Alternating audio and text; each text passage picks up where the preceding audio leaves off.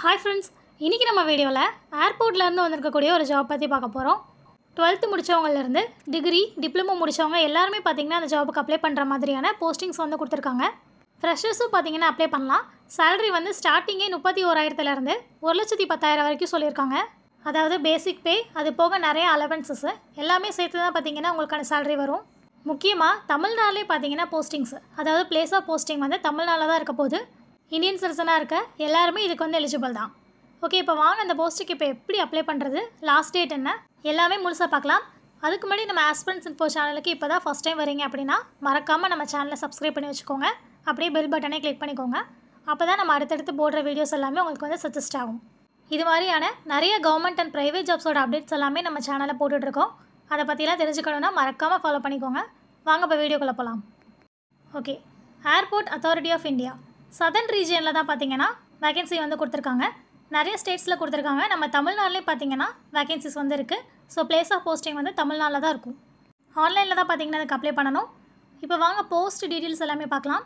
First வந்து junior assistant fire சர்வீஸில் வந்து கொடுத்துருக்காங்க. 73 வேகன்சி வந்து டோட்டலாக கொடுத்துருக்காங்க.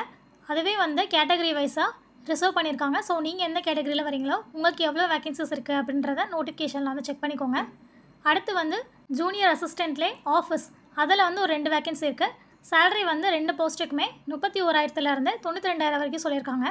நெக்ஸ்ட்டு சீனியர் அசிஸ்டண்ட்டு, அது வந்து எலக்ட்ரானிக்ஸில் பார்த்தீங்கன்னா ஒரு 25 வேகன்சி இருக்குது. சேலரி வந்து 36,000லேருந்து 1,10,000 வரைக்கும் சொல்லியிருக்காங்க. அதே சீனியர் அசிஸ்டண்ட்டில் அக்கௌண்ட்ஸில் பார்த்தீங்கன்னா ஒரு 19 வேகன்சிஸு, அதுக்கும் பார்த்தீங்கன்னா அதே சேலரி தான். எல்லா போஸ்ட்லேயுமே வந்து நம்பர் ஆஃப் வேகன்சிஸ் கேட்டகரி வைஸாக பிரிச்சிருக்காங்க. அதை வந்து நோட்டிஃபிகேஷனில் செக் பண்ணிக்கோங்க. இதுக்கு ஆன்லைன் அப்ளிகேஷனுக்கான லாஸ்ட் டேட் வந்து 26 ஜனவரி. ஸோ அதுக்குள்ளே நீங்கள் ஆன்லைனில் வந்து அப்ளை பண்ணிக்கோங்க.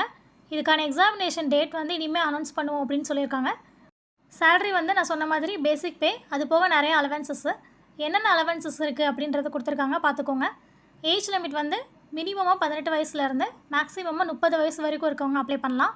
இதுவே ஓபிசியாக இருந்தால் 3 இயர்ஸ் ரிலாக்ஸேஷன், எஸ்சிஎஸ்டிக்கு 5 இயர்ஸு, அப்புறம் விடோஸு, அப்புறம் டிவர்ஸ்டு விமன், அப்புறம் செப்பரேட்டாக இருக்கவங்க அவங்களுக்குலாம் வந்துட்டு 35 இயர்ஸ் வரைக்கும் ரிலாக்ஸேஷன் இருக்குது. அதிலே வந்து எஸ்சிஎஸ்டியாக இருந்தால் 40 இயர்ஸ் வரைக்கும் கொடுத்துருக்காங்க. பிடபிள்யூடி கேண்டிடேட்ஸ்க்கு 10 இயர்ஸ்க்கு வந்து ரிலாக்ஸேஷன் இருக்குது. அதாவது 40 வயசு வரைக்கும் இருக்கவங்க அப்ளை பண்ணிக்கலாம். நெக்ஸ்ட்டு எஜுகேஷனல் குவாலிஃபிகேஷன், ஜூனியர் அசிஸ்டண்ட்டில் ஃபயர் சர்வீஸ்க்கு அப்ளை பண்ணுறீங்கன்னா 10th முடிச்சுட்டு 3 இயர்ஸ் டிப்ளமோ மெக்கானிக்கல் ஆட்டோமொபைல் ஃபயரில் முடிச்சிருந்தீங்கன்னா அப்ளை பண்ணலாம். அப்போ இல்லைனா 12th முடித்தவங்க அப்ளை பண்ணலாம். அது போக டிரைவிங் லைசன்ஸ் வந்து கண்டிப்பாக வச்சுருக்கணும்னு கேட்டிருக்காங்க, பார்த்துக்கோங்க. அப்புறம் இந்த ஃபிசிக்கல் ஃபிட்னஸும் வந்து பார்ப்பாங்க. உங்கள் விஷன்லாம் எவ்வளோ இருக்கணும், நியர் விஷன் டிஸ்டன்ட் விஷன்லாம் எவ்வளோ இருக்கணும்னு கொடுத்துருக்காங்க. Hearing, speech, chest, weight, height எல்லாமே பார்ப்பாங்க. அதை வந்து பார்த்துக்கோங்க எவ்வளோ இருக்கணும்னு. அடுத்து ஜூனியர் அசிஸ்டண்ட்டில் ஆஃபீஸ்க்கு வந்து கிராஜுவேட் முடித்தவங்க பார்த்திங்கன்னா அப்ளை பண்ணலாம். அப்புறம் சீனியர் அசிஸ்டண்ட்டுக்கு டிப்ளமோ இன் எலக்ட்ரானிக்ஸ், அப்போ இல்லைனா டெலிகம்யூனிகேஷன், ரேடியோ இன்ஜினியரிங், இந்த டிகிரியில் டிப்ளமோ முடித்தவங்க அப்ளை பண்ணிக்கலாம். இது வந்து சீனியர் அசிஸ்டண்ட்டுன்றனால இந்த 2 போஸ்ட்டுக்குமே வந்து எக்ஸ்பீரியன்ஸ் வந்து கேட்டிருப்பாங்க, அதை வந்து பார்த்துக்கோங்க. அப்புறம் சீனியர் அசிஸ்டண்ட் அக்கௌண்ட்ஸுக்கு வந்து நீங்கள் கிராஜுவேட் பிகாமில் வந்து கிராஜுவேட் முடித்தவங்க வந்து ப்ரிஃபரன்ஸ் கொடுக்குறாங்க. பிகாம் முடிச்சிருந்தீங்கன்னா அந்த போஸ்ட்டுக்கு வந்து நீங்கள் அப்ளை பண்ணிக்கோங்க. அப்புறம் செலெக்ஷன் ப்ராசஸ் ஒவ்வொரு போஸ்ட்டுக்குமே வந்து வேரி ஆகும்.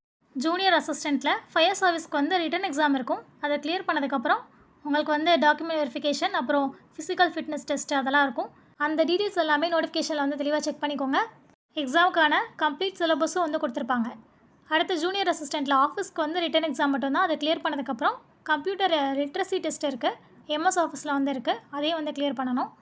அடுத்த சீனியர் அசிஸ்டண்ட்டுக்கு வந்து எலக்ட்ரானிக்ஸில் வந்து ரிட்டன் எக்ஸாமு, அதை கிளியர் பண்ணதுக்கப்புறம் ட்ரைனிங் வந்து இருக்கும், 12 வீக்ஸுக்கு இருக்கும்.